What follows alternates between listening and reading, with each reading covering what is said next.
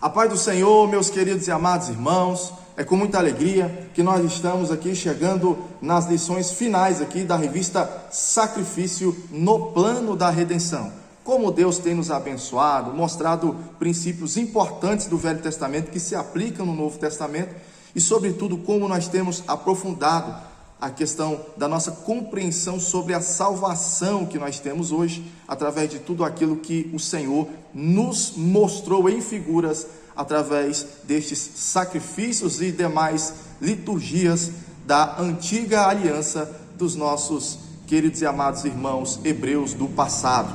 E hoje nós estamos aqui, irmãos, na lição de número 12, a purificação dos imundos, parte 2. A nossa lição começa aqui, exatamente na página 80, estamos na penúltima lição da nossa revista, e eu sei que Deus vai nos abençoar grandemente, certo? Aqui nós temos no texto áureo, irmãos, o livro de Lucas, Evangelho de Lucas, capítulo 5, versículo 14, que diz assim: ordenou-lhe Jesus que a ninguém o dissesse, mas vai, disse, mostra-te ao sacerdote e oferece pela tua purificação o sacrifício que Moisés determinou para servir de testemunho ao povo.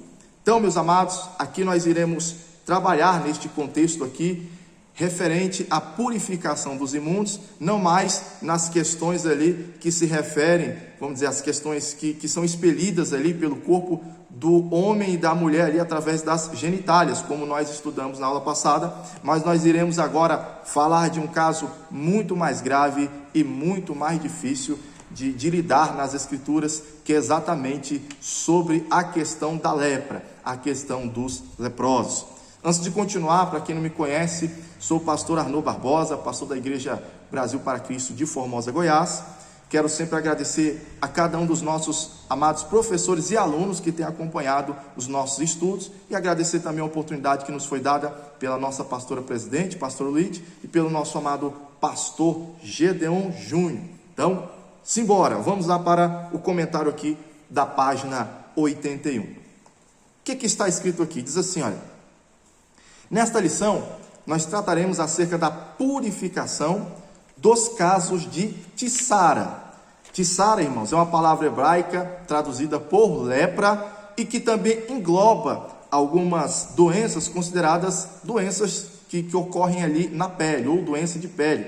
E esse termo se refere a um conjunto de doenças consideradas altamente contagiosas, razão pela qual o enfermo ele era impedido de cultuar a Deus e até mesmo de permanecer na congregação. Nós vamos ver, irmãos, que 2 capítulos ali do livro de Levítico é dedicado só para mostrar quais eram os casos, certo, aqui da Tissara, e como deveriam proceder, no caso o sacerdote, representante de Deus ali, e ao mesmo tempo nós vamos ver qual era o procedimento, o ritual, o diagnóstico que era dado e o ritual de purificação no caso dessas pessoas serem saradas e voltar para o convívio social. E aqui também diz, além disso, também se utilizava o termo tissara para descrever fungos e mofos que contaminavam roupas e tecidos, objetos de couro e também casas. Para eles, irmãos, a mesma doença que no seu estágio grave muitas vezes levava a pessoa a perder um dedo, a perder uma orelha, certo? Enfim, até mesmo chegar ao óbito. Quando eles viam sinais daquela doença ali, por exemplo, dentro de uma casa, ali nas paredes ali daquela casa, de repente ali, sabe, deteriorando aquela parte, ou numa roupa, de repente ali, sabe, aquela roupa se desmanchando com um mofo assim, diferente, anormal, para eles era tudo Tissara, era um caso, poderia ser um caso de Tissara, era a mesma doença, era a mesma coisa, assim, no contexto daquele povo antigo. E só lembrando que Tissara, para nós vamos chamar aqui de lepra, mas lepra para os judeus era um caso de Tissara, que era a palavra que eles usavam naqueles dias, certo? Na língua hebraica. Agora, qual é o objetivo, irmãos, desta lição? Bem, nós já vimos na lição passada que existe 2 tipos de pecado, o pecado moral, e nós vemos que existe a condição de impureza cerimonial. O pecado moral torna a pessoa impura diante de Deus e imprópria também cerimonialmente. Mas isso era uma coisa que poderia resolver ali oferecendo sacrifícios no templo, já que uma questão moral era só a pessoa decidir se converter e mudar de atitude, certo? Agora, nas questões relacionadas à impureza cerimonial, embora a pessoa não estava ali, muitas das vezes ali com o pecado ali, vamos dizer ali, praticado na sua vida, o que ocorre? O processo ele era um pouco mais delicado, porque envolvia situações ali exteriores, até mesmo questões relacionadas a doenças. Então havia todo um procedimento para que a pessoa, ela tinha que ser primeiramente afastada ali do convívio dos israelitas, e também tinha que ter um procedimento de purificação para que ela pudesse retornar e ali pudesse ter o seu convívio social na sociedade. E qual era o objetivo de todas essas leis, irmãos? O que você tem que entender e passar para o seu aluno? Que nós vamos estudar aqui acerca da lepra, nós vamos ver que assim, os procedimentos aqui vai assustar realmente a forma como foi colocada na lei, os procedimentos a serem adotados com essas pessoas enfermas. E para nós, no nosso contexto atual, que temos ali uma medicina muito evoluída, obviamente a gente se assusta com esses métodos arcaicos e primitivos. Mas creia, irmãos, Deus vai utilizar ali, primeiramente, alguns métodos, certo? Para evitar epidemias, para evitar que doenças se alastrassem no meio do povo. E esses métodos utilizados ali, essa espécie de quarentena, de isolamento, que inclusive foi utilizado até aqui no Covid, né? Tempos atrás. Então, a gente vê que é um método arcaico, mas que foi utilizado aqui nesses tempos atrás. Mas naquela época, irmãos, não tendo toda a ciência que temos hoje, não tendo todos os meios de proteção que temos hoje, então ali, na realidade, Deus estava trazendo, sabe, um método realmente muito interessante, um método muito evoluído para pessoas daquele contexto histórico, porque nós vamos falar aqui de situações que ocorreram, irmãos, há 3.500 anos atrás, certo? Ou seja, já nos tempos de Jesus algumas coisas teriam evoluído, mas 1.500 anos antes mesmo de Cristo. Então, está muito distante, irmãos. Então, Deus, vamos dizer, ele trouxe ali uma forma de proteger a nação israelita, certo? De uma epidemia ali, por meio dessas doenças. Agora, é claro que, além dessa questão aí sanitária, que nós vamos estudar, certo? Nós devemos entender que Deus também, Ele traz, sobretudo, uma comunicação espiritual. E é aqui, irmãos, que a coisa começa a se tornar interessante. Porque sempre temos visto a questão do pecado sendo julgado ali de forma espiritual ali, sabe? Com o animal sendo queimado no altar. Mas, irmãos, talvez o maior símbolo de todos, do que as consequências do pecado ele traz, não para o animal, mas para o ser humano, irmãos, talvez seja, inclusive aqui, essa questão que nós vamos estudar, que é realmente a lepra. Nós vamos entender que a lepra, irmãos, ela foi, na minha visão, o maior recurso visual, pelo qual Deus mostrou o que o pecado, ele ocasiona sobre a vida do próprio ser humano, para que os israelitas vissem, né, no ser humano, o que a lepra ocasionaria neles, que eles pudessem ter um temor e servir a Deus realmente com muita obediência, né? Servir a Deus realmente de uma forma sincera e de uma forma muito honesta. Então, esse vai ser o nosso norte, vai ser nessa linha que nós vamos trabalhar aqui com os nossos alunos aqui na escola bíblica, correto? Então, vamos lá. Quais seriam os procedimentos em caso de suspeita de lepra? Primeiro seria feito um primeiro exame, certo? No caso de uma pessoa que teve ali algum tipo de ferimento, que tem uma suspeita de ser um caso de tiçara. Então o indivíduo ficaria ali isolado durante 7 dias.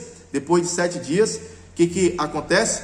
Esse indivíduo, ele seria levado ao sacerdote. Lembrando que o sacerdote, ele não tinha a função de médico, mas o sacerdote, ele recebeu toda a instrução de Deus para que ele pudesse avaliar esses casos e pudesse dar ali o diagnóstico para ver se a pessoa realmente ela estava num caso de lepra e deveria ser então isolada, ou se era um caso de uma doença que era similar à lepra, certo? E que não haveria a necessidade de um isolamento.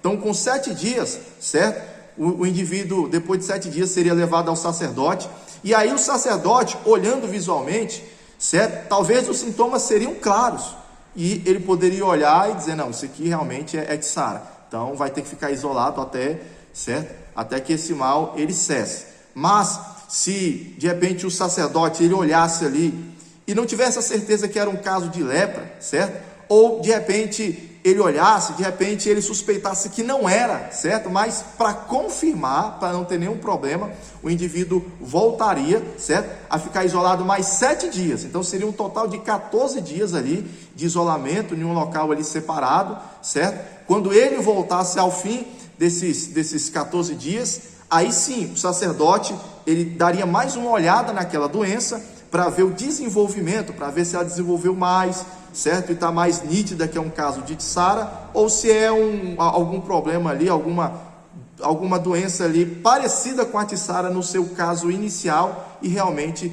seria uma outra doença. Então ele daria o veredito final, vendo se o mal realmente se tornou visível. Não, isso aqui é Ticsára, então tem que ser isolado. Agora, se não fosse, não, isso aqui é uma outra doença, então você pode ficar tranquilo, porque esse tipo de doença, ela não vai te tornar impuro e também não vai causar assim, vamos dizer, não vai se espalhar aqui dentro da congregação. Por quê, irmãos? Porque nós vamos ver que há casos ali de Ticsára, que no seu estágio inicial, ela poderia, por exemplo, ser confundida até mesmo com uma espinha, né? Uma acne, dependendo do grau de inflamação, certo? Poderia ser até comparada a um vitíligo, certo? Que é aquelas pessoas que têm a pele ali manchada de branco, mas que não é uma doença contagiosa, certo? Porque a lepra também se manifestava, tornando o corpo da pessoa branco, certo? Como a neve, mas, em alguns casos, né?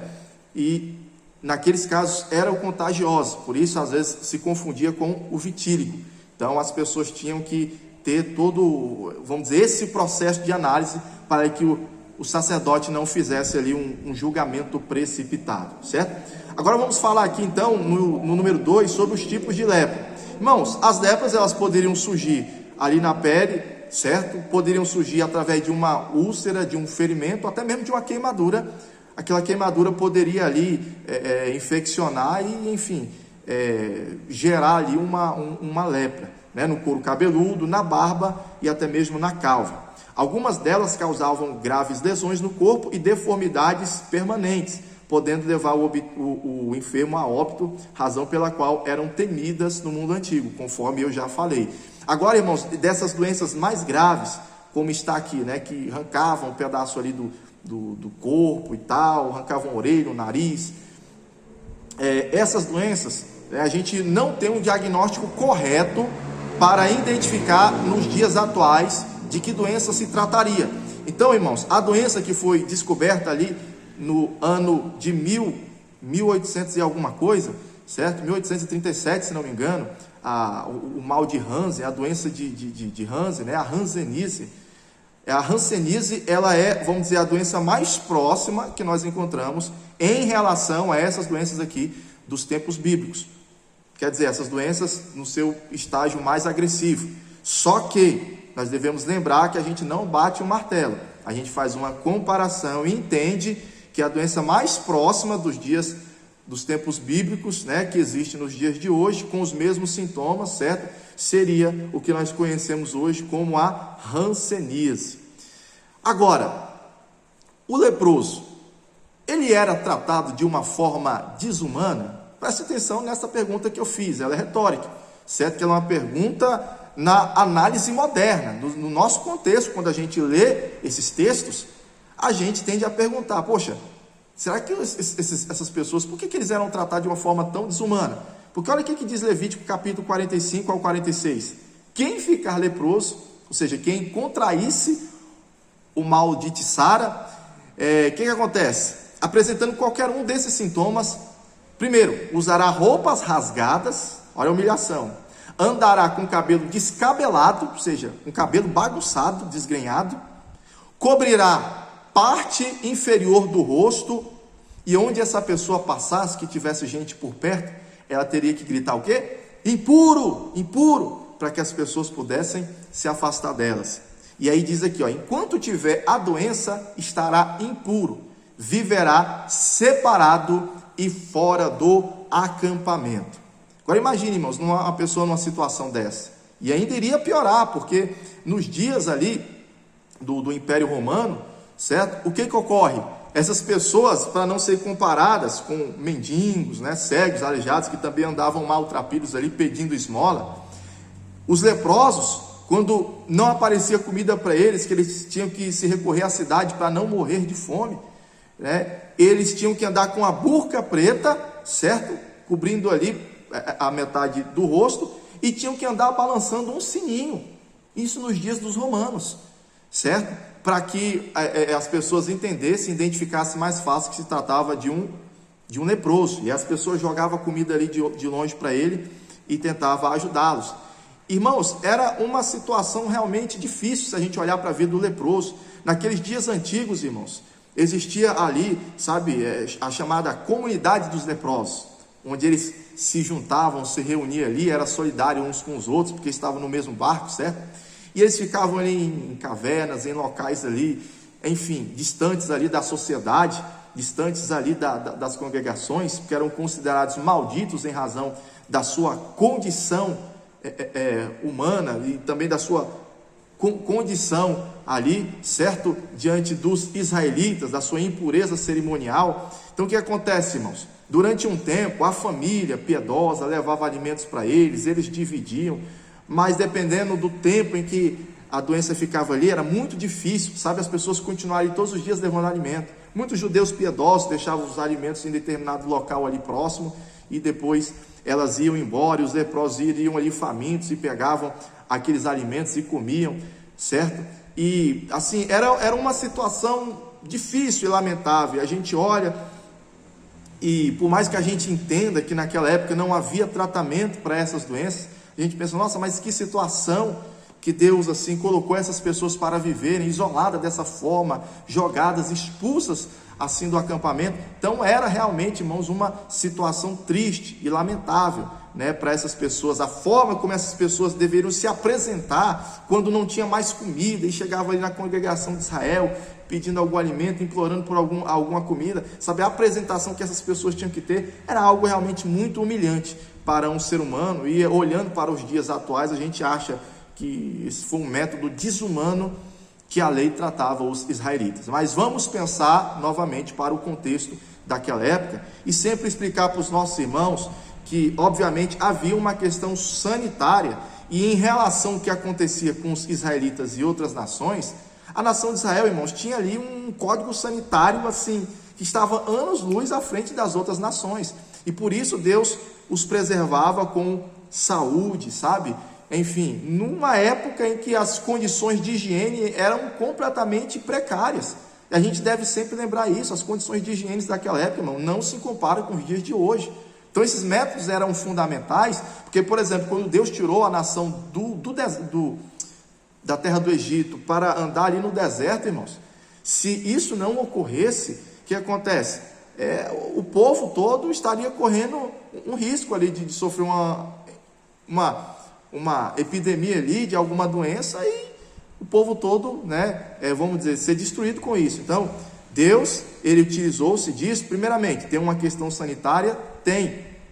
Agora, tem também uma questão espiritual que nós iremos falar logo mais, certo? Até porque, irmãos, quando a gente estuda sobre a lepra na sua forma mais agressiva, e que nós comparamos aqui a hanseníase, lembrando que a hanseníase, ou lepra, considerada também como o mal de Lázaro, certo?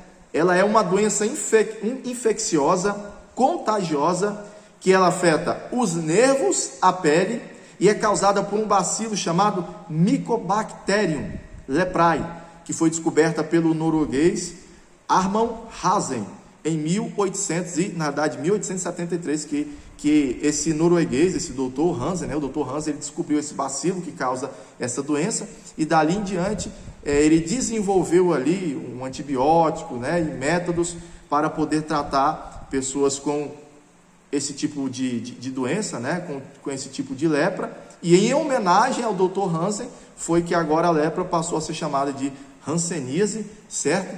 E hoje em dia o tratamento é muito tranquilo, irmãos. O tratamento hoje é tranquilo, hoje a gente conhece melhor a doença, sabe o que a doença realmente pode ou não pode fazer, mas é como eu falei, de 1873 para cá, que houve, né, vamos dizer, a descoberta da doença e houve o tratamento adequado para essa doença.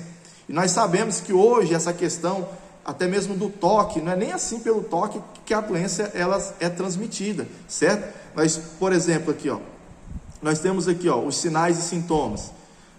Hoje em dia, quando a pessoa tem, no caso, ela suspeita que aquele ferimento pode ser uma hanseníase, o que acontece? A pessoa ela tem uma sensação de formigamento, fisgadas ou dormência nas extremidades, manchas brancas ou avermelhadas, geralmente com perda da sensibilidade ao calor, ou seja, a pessoa ela vai perdendo a sensibilidade, né, ali do tato, quanto ao calor, ao frio. Por isso que, assim, como a doença ataca ali, sabe, os nervos, sabe, a pessoa vai perdendo parte do dedo, parte do pé, parte da mão, e ela nem vai sentindo, certo? Porque ela vai, vamos dizer, fazendo a pessoa perder a sensibilidade. Entendeu? É assim que a doença ela age nas áreas da pele aparentemente normais, que tem alteração da sensibilidade e da secreção de suor, caroços e placas em qualquer local do corpo, diminuição da força muscular, certo? E dificuldade para segurar objetos, ou seja, uma certa fraqueza. Então, a pessoa que desenvolve, certo, esse tipo de ação, ela já pode procurar um tratamento ali, fazer exames, ver se ela tem a doença, para que ela possa tomar ali os medicamentos ali, enfim, que estão disponíveis hoje em dia para tratar desse mal. Inclusive, hoje sabe-se que a hanseníase ela se transmite aos pacientes, né, sem tratamento. Eles eliminam esses bacilos através do aparelho respiratório superior, que seriam secreções nasais e gotículas da fala, uma tosse, um espirro, né? Quer dizer, secreções do nariz e da boca, vamos dizer, pegar na mão, no braço da pessoa, a pessoa sem querer botar aquilo na boca, quer dizer, o bactério daquelas que está ali naquela saliva, certo? É que vai contaminar a pessoa também, e também são poucos casos, não são todas as pessoas, certo, que tem contato, que vai depender de organismo para organismo, então tem uma série de situações aí para a pessoa também se contaminar. Mas tudo isso a gente sabe por quê? Porque a gente hoje já tem o conhecimento. Inclusive essas fontes aqui, para quem quiser, irmãos, essas fontes estão aqui, ó, na Biblioteca Virtual da Saúde, no Ministério da Saúde. Só você entrar lá no site bvsms.saude.gov.br/hanseníase, dígito 9 /, você coloca lá que você vai entrar e vai ter aqui todos, vamos dizer, o que é a doença, os sintomas, a maneira como se transmite, e tem lá também toda a questão do tratamento. Isso nós vendo nos dias de hoje. Mas naquela época, irmãos, não havia nada desse tratamento, as pessoas não sabiam, inclusive as pessoas pensavam que era só tocar no impuro, as pessoas iam ficar doentes também, e hoje a gente sabe que não é assim que se transmite, certo? Mas Deus, em todo o seu amor, paciência e misericórdia, Deus fez o quê? Deus trouxe leis para que o impuro fosse afastado, certo? Para que a nação ela pudesse ser preservada ali de algumas doenças. Mas, como eu falei, a comunicação principal que Deus utiliza nessa situação é mostrar, irmãos, a gravidade do pecado. Por que eu trouxe aqui, se você puder, você dê uma lida ali sobre a questão da hanseníase, os sinais e sintomas dessa doença, certo? Para que você possa fazer uma aplicação a partir desse tópico que nós vamos estudar aqui, que é sobre os efeitos do pecado. Irmãos, quando a gente olha para a lepra, os efeitos que ela traz na vida do indivíduo, a gente descobre isso também, irmãos, em relação ao pecado na vida da pessoa, né? Porque, o que acontece? O pecado, irmãos, a hanseníase é uma ilustração pedagógica, e o pecado, irmãos, como a hanseníase, que penetra na vida do pecador e se desenvolve silenciosamente, certo? Quer dizer, a pessoa é contaminada, não é na hora que ela vai sentir a dor, é aos poucos que o organismo vai desenvolvendo ali no interior da pessoa. O pecado é assim também. Uma vez que o pecado entra na vida da pessoa, como ocorre desde os dias de Adão, certo? O pecado vai trazendo mal na vida do ser humano, vai corrompendo toda a sua vida moral, certo? E aí o que acontece? A doença, ela começa a agir como? Neutralizando a sensibilidade, quer dizer, o indivíduo não vai perder o dedo de uma hora para outra. Primeiro ele vai começar a perder o que é a sensibilidade, certo? Então ele vai perdendo a sensibilidade e ao mesmo tempo a doença vai destruindo o seu corpo, mas ele não vai sentindo dor, certo? Esse é que é o grande problema da lepra. A lepra, ela vai matando o indivíduo vai destruindo o corpo dele, o indivíduo não vai sentindo dor. O indivíduo morre e morre sem sentir tanta dor como se imagina, né? Quando a gente olha ali visivelmente a situação da pessoa, e o pecado do mesmo jeito. A pessoa vai praticando ali, certo? A pessoa vai vivendo uma vida de pecado e não percebe quanto o pecado está destruindo a sua vida. E aí, o pecado, ele leva muitas pessoas, né, a serem afastadas, como a lepra afastava as pessoas do convívio familiar. O pecado também, ele destrói, né, a família, ele rompe relacionamentos, certo? O pecado vai tirando, irmãos, a pessoa ali, sabe, do santuário, dos eventos sagrados, certo? Assim como a Hanseníase fazia com as pessoas nos dias antigos. O pecado é a mesma coisa, a pessoa começa ali numa vida de pecado, daqui a pouco vai se afastando da igreja, vai se afastando dos trabalhos, daqui a pouco a pessoa está no mundo, certo? O pecado gera aquele sofrimento, aquela humilhação, como ocasionava ali, irmãos, na vida dos leprosos. Olha a humilhação que aqueles leprosos passavam, o sofrimento emocional que aquelas pessoas ali passavam. O pecado gera tudo isso na vida de uma pessoa. Quanto mais o pecado se estende, se alastra, quanto mais ele vai tomando a vida da pessoa, ele vai trazendo sérios problemas, sérios danos, e alguns danos, irmãos, até mesmo irreparáveis, se a pessoa não mudar de vida, certo? Então nós fizemos aqui, irmãos, toda esta comparação para que os irmãos entendam que na prática as pessoas, elas estavam ali vendo quais seriam ali, na realidade, os efeitos do pecado na vida de uma pessoa ali, na vida do próprio ser humano, certo? Por que eu digo isso? Porque, irmãos, a lepra, e aí eu vou dizer aqui no próximo tópico, que o leproso é a graça divina, quer dizer, a lepra, ela estava muito associada, certo, com pragas ocasionadas na vida de pessoas que desobedeciam a lei, que desobedeciam a Deus, que cometiam algum tipo de pecado. Se nós olharmos, por exemplo, ali, você pode abrir e ler para o seu aluno, Deuteronômio, capítulo 28, do versículo 22 ao 27, ali em Deuteronômio 28, irmão, Deus vai dizer quais são as bênçãos, se o povo obedecesse, e quais seriam as maldições, caso o povo desobedecesse. E nós vamos ver doenças que Deus traria sobre aqueles que desobedecessem a sua palavra, certo? Doenças que Deus traria sobre os israelitas, que na sua maior parte ali são doenças que têm os mesmos, vamos dizer assim, que são muito próximas ou iguais ou idênticas aos sinais da própria lepra, certo? Então, em razão disso, a lepra sempre era associada a questões de pecado. Inclusive, quando a gente olha ali casos bíblicos, como, vamos dizer, no dia que Miriam, ela se rebela contra Moisés, quando o rei Uzias entra ali para oferecer incenso no lugar do sacerdote, esses tipos de pecados, de rebelião, Deus puniu com o quê? Com a lepra. Então, sempre quando as pessoas costumavam ver um leproso, elas costumavam olhar para aquela pessoa e dizer: esse aqui é um maldito, esse aqui deve ter cometido algum tipo de pecado, certo? Nós olhamos o próprio Geazi ali, servo de Eliseu também, que desobedeceu ali, cometeu um pecado, certo? Foi atrás ali de Naamã para pegar o dinheiro dele, quer dizer, mentindo, né, em nome de Eliseu, e ali nós vimos que acontece? Ele se tornou leproso. Então, irmãos, olhando para essas passagens bíblicas e para a própria cultura dos israelitas, a gente vê que na maioria das vezes, realmente, a lepra estava associada ao pecado. Mas nós não podemos fechar a questão, dizer que todo leproso era pecador. Por quê? Porque nós temos quem? Jó. Jó não foi um leproso? Jó não ficou coberto de lepras? E que maldade, que pecado houve em Jó para que ele pudesse ser amaldiçoado com lepra? Não, ele só estava num momento de provação. Por isso que nós não podemos fechar a questão nisso. Mas na cabeça dos hebreus, está leproso, meu amigo, aí tem coisa. Aí cometeu alguma coisa diante de Deus. Às vezes o indivíduo que estava falando isso era muito mais pecador, era um pecador terrível. Mas ele olhava para o outro e dizia: isso aqui deve estar vivendo uma vida muito pior do que a minha. Então era essa a percepção que as pessoas tinham acerca ali do pecado. Por isso que, assim, de uma certa forma, Deus utiliza a questão da lepra para mostrar as consequências que ela traz, né, na vida da pessoa que está ali cometida com esta enfermidade.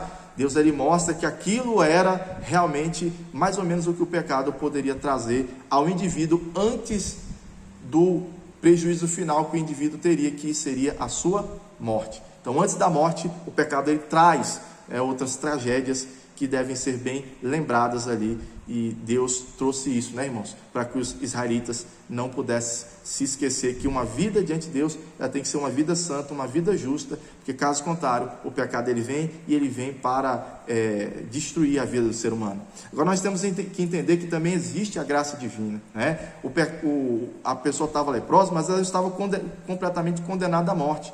Muitas vezes ela estava ali, realmente, até mesmo, era uma forma de Deus estar tratando realmente algumas pessoas que estavam em situação de pecado, certo? Mas outras pessoas também estavam ali, realmente, talvez numa prova. Mas tanto o que estava sendo tratado em relação ao pecado, como aquela pessoa que estava sendo provada, como nos casos de Jó, ela ficava aquele tempo ali de sofrimento, de isolamento, para quê? Até vamos dizer, para repensar a sua vida, e para que ela ao mesmo tempo pudesse ali, vamos dizer, buscar a presença de Deus, clamar a misericórdia de Deus, clamar pelo milagre de Deus. E muitas pessoas eram saradas nos dias antigos. É tanto, irmãos, que muitas pessoas eram saradas, que Deus providenciou, obviamente, ali, todo o ritual para a pessoa se purificar. Então, tinha muita gente que só despertava espiritualmente quando muitas das vezes vinha um caso aí semelhante de lepra. Aí a pessoa buscava, a pessoa ia para os pés do Senhor, porque não queria viver naquele sofrimento. Hoje em dia a gente percebe que parte de muitos cristãos, infelizmente, também são dessa forma, né? Às vezes só se despertam quando acontecem problemas terríveis na sua vida, em razão da sua situação ali, às vezes relaxada na vida espiritual, e aí quando acontecem alguns problemas, as pessoas se levantam e buscam a Deus. Então a lepra, muitas das vezes, era o último remédio, vamos dizer, de Deus, para que algumas pessoas pudessem realmente não apenas sair da sua miséria física, mas sair, na realidade, da sua miséria espiritual, da sua situação de impureza espiritual, impureza moral, e realmente viesse a buscar a Deus com sinceridade. Então muitas pessoas eram sim curadas de lepra, certo? No caso de Naamã, ele foi curado de lepra realmente como uma demonstração do poder de Deus em outras nações, para que o nome do Senhor fosse glorificado em outras nações. Mas perceba que ninguém poderia tocar no leproso, certo? E o profeta Elias, no caso ali, ele não se aproxima, certo, ali do profeta Elias, não, o profeta Eliseu, ele não se aproxima ali, certo, do leproso Naamã, porque ele estava ainda sob o regime da lei.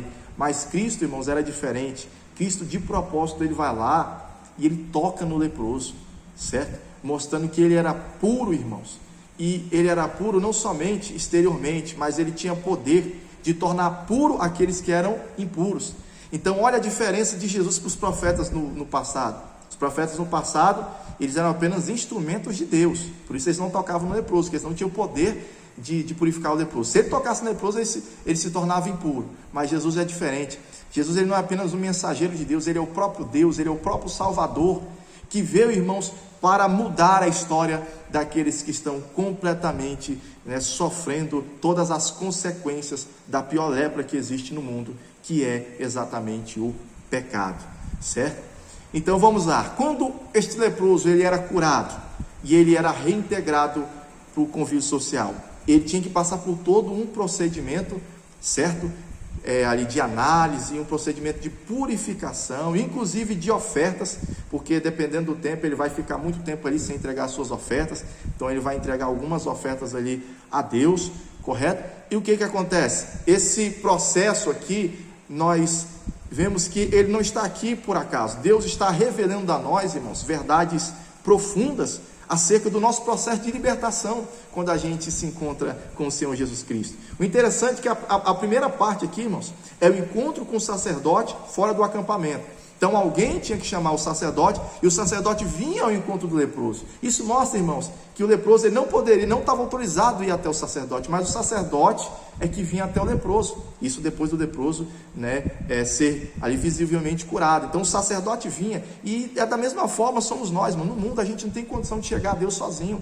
Então é o Senhor que vem até nós, é o Senhor Jesus que nos busca, e nos resgata para Ele, certo? E ali depois do sacerdote vir e fazer o primeiro exame, o que acontece? Ele faz um primeiro sacrifício, não no templo. O primeiro sacrifício é onde? É fora do templo. Ou seja, isso aponta para Cristo, que foi morto fora da cidade para resgatar aqueles que estavam debaixo da maldição do pecado, da lepra, que as suas iniquidades representavam, ali na sua vida. E ali nós vamos ver que todos os procedimentos, as duas aves limpas, uma ave era morta, a outra era solta, representando duas coisas. Primeiro, representando a vida velha de leproso que ia terminar, e a vida nova ali, de um cidadão que agora teria acesso ao templo, ela iria começar. Mas fala também, irmãos, do nosso Senhor Jesus Cristo. As duas aves representam Jesus, A ave que vai ser morta representa Jesus ali morrendo na cruz do Calvário para nos purificar, assim como estava purificando ali, aquela ave estava purificando o leproso com o seu sangue, E a ave viva que era solta, irmãos, representa Jesus ressuscitando, certo? Ressuscitando para quê? Para continuar a sua obra nas nossas vidas, para continuar se relacionando conosco. Aí nós vamos ver, irmãos, que há todos aqui alguns materiais que têm uma representação simbólica para os hebreus daquela época. E nós vamos ver que na representação simbólica desses materiais que eram utilizados nesse ritual de purificação do leproso, nós vamos ver que isso apresenta um aspecto redentor de Cristo no dia ali da sua morte. Aí depois, irmãos, depois dessa purificação ali com as aves, certo?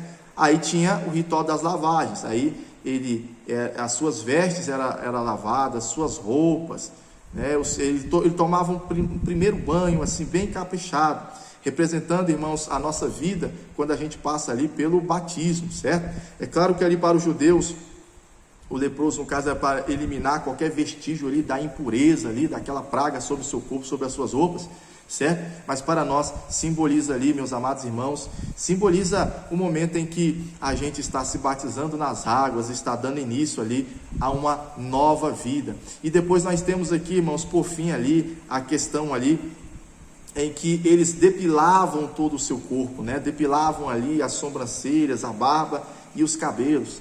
Barba, cabelos, irmãos, era um símbolo ali de uma identidade do judeu.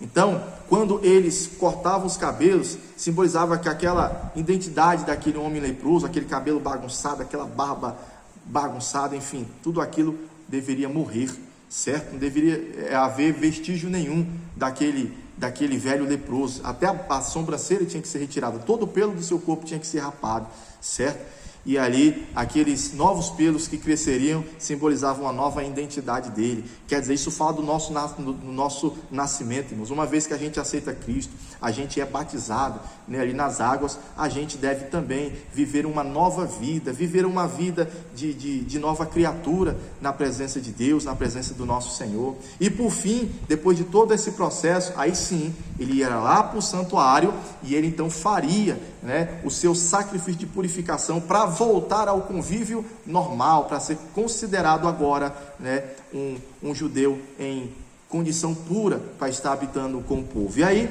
nós colocamos aqui nessa tabelinha, irmãos, a tabelinha aqui das ofertas e dos ofertantes, está aqui, Você vai trabalhar com este aluno, irmãos, mostrando para ele que tanto os ricos quanto os pobres, na realidade, tinha uma única oferta que não se abria mão para que eles oferecessem. No caso da oferta pela culpa, que era a oferta de purificação, certo? Tanto o rico quanto o pobre deveriam oferecer um cordeiro, e na oferta de manjares, ambos teriam que oferecer ali a mesma medida, certo? Ali de azeite. O restante, irmãos, praticamente, diferencia em alguma coisa, mas eram essas ofertas que eles deveriam apresentar. Por que o cordeiro? Porque o cordeiro é o símbolo máximo de nosso Senhor e Salvador Jesus Cristo. E por que a mesma quantidade de azeite? Porque o azeite simboliza o Espírito Santo. Então, irmãos, O mesmo Cristo viria da mesma forma, sem acepção de pessoas, tanto para o rico quanto para o pobre. Então essa é a ideia que nós aprendemos aqui, né, através das ofertas para os ofertantes. Agora há algo muito interessante aqui, irmãos, através do ritual de purificação. Depois de feito ali, né, a degola daqueles animais, primeiro havia um ritual com o sangue e um ritual depois com o azeite ali da oferta de manjares, né? Na oferta ali, irmãos, pela culpa, pegava-se então o sangue daquele animal, botava na ponta da orelha, certo? Na palma da mão direita, orelha direita e mão direita, e no dedão do pé direito. O que isso simbolizava, irmãos? A orelha simbolizava a audição, aquela audição que havia sido contaminada, o que de alguma forma levou ele a se tornar leproso. Agora a sua audição estava sendo limpa, e agora iria ouvir a palavra de Deus, certo? As suas mãos, suas obras, que talvez ele cometeu alguma coisa que o levou àquela condição, suas mãos e suas obras estavam sendo purificadas. E os seus pés, talvez ele caminhou em caminhos que não agradou o Senhor, talvez mesmo sem ele perceber, estavam sendo purificados, certo? Então era um ritual simbolizando a sua purificação. E com o azeite também no mesmo lugar, orelha direita, né? A mão direita, certo? Polegar da mão e do pé direito, com os mesmos significados. No caso, no sangue significava que a purificação purificou aquilo que ele fez de errado. Agora no azeite simboliza o que? A consagração. A partir de hoje você vai ouvir a lei, certo? As suas obras serão obras de justiça, certo? E os seus pés, a partir de hoje, você vai caminhar conforme a palavra de Deus e não vai voltar mais a pecar. Você lembra que quando Jesus, ele sempre curava pessoas ali que eram pecadoras, certo? No caso ali daquele homem que era paralítico, que era levado em cima do telhado, e também aquele homem que andava numa maca ali, esperando as águas ali se moverem, certo? Ali no tanque de Betesda, você vê que Jesus fala a mesma coisa, né? Vai e não peques mais. No caso do primeiro ele falou, seus pecados estão perdoados. No caso do homem ali do tanque de Betesda, vai e não peques mais, para que não te ocorra coisa pior. Então era isso que Jesus fazia. Jesus não apenas vem nos salvar, mas vem nos consagrar para que venhamos a viver uma vida nova, uma vida diferente. Então, irmãos, esse ritual com sangue, ele fala de forma didática a obra redentora, a purificação que o Senhor Jesus Cristo faria através da cruz do Calvário. Ele morreu na cruz do Calvário, o seu sangue, né, purifica de tudo aquilo que a gente ouviu, de tudo aquilo que a gente caminhou, de tudo aquilo que a gente fez. Mas o ritual com azeite simboliza o momento em que ele vai ao Pai e roga ao Pai para que o Pai enviasse o Espírito Santo. E quando o Espírito Santo vem, ele não somente consagre o nosso ouvir, não somente consagre as nossas obras para praticarmos obras de justiça e para caminharmos segundo a sua palavra, mas ele derrama o azeite, né? Porque o restante do azeite aqui era derramado na cabeça do leproso. Então a nossa vida, os nossos pensamentos agora, né, uma vez que somos batizados pelo Espírito Santo, agora é totalmente voltadas para o serviço de Deus, para a glória de Deus. Então é isso que nós vemos em todo esse ritual aqui do leproso, certo? E em síntese, o propósito divino, nós vimos aqui, irmãos, além de revelar ali, sabe, uma questão sanitária, certo? O que ocorre? Nós estamos vendo que tudo isso foi necessário porque a nação israelita estava em construção, certo? Era uma nação que era como um bebê diante do Senhor. Então Deus tinha que trazer essas leis, certo? Mas o propósito divino, sobretudo, era revelar os seus atributos morais entre os israelitas e ensiná-los, irmãos, que eles deveriam purificar o seu interior a fim de manter um relacionamento com eles. Então Deus teve que mostrar coisas visíveis para eles entenderem, né, a importância de coisas na sua vida moral, na sua vida interior. E aí, conforme diz aqui Isaías capítulo 1, versículo 16: lavai-vos e purificai-vos e tirai a maldade dos vossos atos diante dos meus olhos e cessai de fazer o mal. E tudo isso na verdade vai ser cumprido quando Jesus vem e se manifesta, derrama sobre nós o seu Santo Espírito, e então nosso coração de pedra é transformado num coração de carne, e estamos prontos agora para servir o nosso Senhor e Salvador Jesus Cristo. Meus amados, assim eu quero encerrar esta aula. Na próxima aula nós então iremos cessar a nossa revista com fechamento de ouro, consumando tudo em Cristo. Tudo começou ali, né, irmãos, no Éden, e todo o sistema foi colocado na realidade ali entre os israelitas, mas tudo vai consumar, o plano da redenção divina vai consumar em Jesus Cristo. Que Deus abençoe a todos vocês, que tenham uma ótima aula, fiquem com Deus e a paz do Senhor Jesus.